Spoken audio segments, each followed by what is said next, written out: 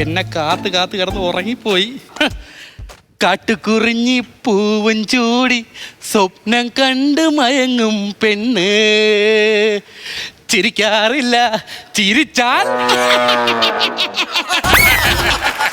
താണ്ട ചെവിയുടെ വണ്ടടിച്ച് ഞാൻ മൂളിക്കും. ഞാനെന്താ ചെയ്തടാ? എന്നോട് ഞാൻ പറഞ്ഞല്ലേ ഇവിടെ വരുമ്പോ ഫോൺ സൈലന്റ് ആക്കണോ. എടാ എന്റെ ഫോൺ സൈലന്റാ. പിന്നെ ചിരിച്ചതാരാ? നീ ഒന്നുകൂടെ ഒന്ന് പാടി നോക്ക്. കാട്ടുകുറിഞ്ഞി പൂവും ചൂടി സ്വപ്നം കണ്ട് മയങ്ങും പെണ്ണ് ചിരിക്കാറില്ല, ചിരിച്ചാൽ അയ്യോ പാപത്തിയതല്ലേ. ആരാ കാറിയത്? നീ തന്നെയാണോ? തന്നെയാണല്ലോ കാറിയത്.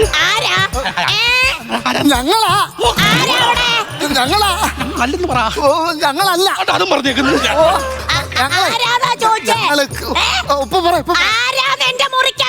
ഞങ്ങള് KSB വന്നതാ. ലയൻമാനാ. ഇവിടെ അങ്ങോട്ട് മഴയൊക്കെ പെയ്ത് കറണ്ട് ലൈനൊക്കെ പോയെന്ന് പറയുന്നത്. ആണോ? എന്നാ ഞാൻ അത് പോയെന്ന് നോക്കിട്ട് വരട്ടെ. ആ ശരി. ആണ്ടടാ ഊട് പറഞ്ഞു അധികം രക്ഷപ്പെട്ടു. ഞാൻ പെട്ട്. നീ ആരാടാ? നീ ആരാ? സോമദാസൻ. യേശുദാസിന്റെ അമ്മച്ചിയാണ് സത്യം, ആരുമല്ല. ആരെങ്കിലും ആയിരുന്നെങ്കിൽ 2 പാട്ട് പാടിപ്പിക്കായിരുന്നു. അല്ല പിന്നെ നീ ആരാ? സത്യം പറ. ഇവിടെ നിശ്ചയം നടക്കുവല്ലേ? അതെ. ഞാൻ LED ബൾബ് ഇടാൻ വന്നതാ. എന്റെ മുറിയിലോ? ചത്ത കിളിക്ക് എന്തിനാ മക്കളെ കൂട്? എന്നാലും നീ വന്നതല്ലയോ, അവിടെ 2 ബൾബ് ഇട്ടേച്ചും മിച്ചും പോക്കോ. ശരി എന്നാ. പിന്നെ ഒരു കാര്യം വന്നേ. എന്നാ? ഇങ്ങനെ പ്രായപൂർത്തിയായ പെൺകുട്ടിയോടെ മുറിയിലേക്ക് വരുമ്പോ തട്ടിയും മുട്ടിയും ഒക്കെ വരണം കേട്ടോ. ഇതിന്റെ അത് വേറെ ആളും കിടപ്പുണ്ടോ? എന്തുവാ നോക്കുന്നേ? പ്രായപൂർത്തിയായ പെണ്ണ് ഞാൻ തന്നെയാ. നിങ്ങളോ?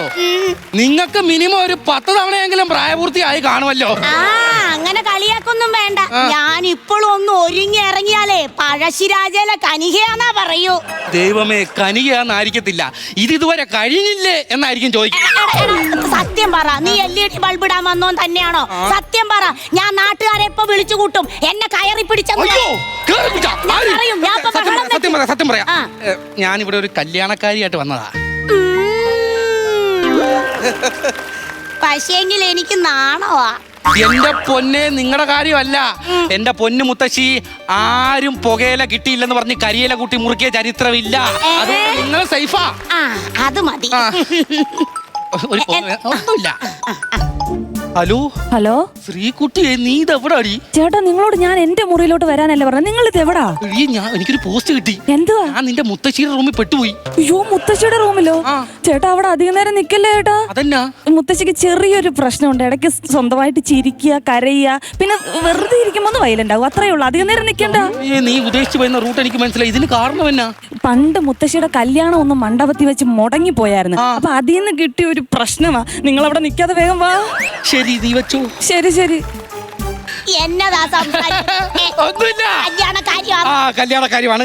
അങ്ങനെയാണെങ്കിലേ എനിക്ക് വലിയൊരു മാലയും പിന്നെ ഒരു ബൊക്കയും വേണം. നിങ്ങൾക്ക് ഞാനൊരു റീത്ത് കൊണ്ടു തരാം.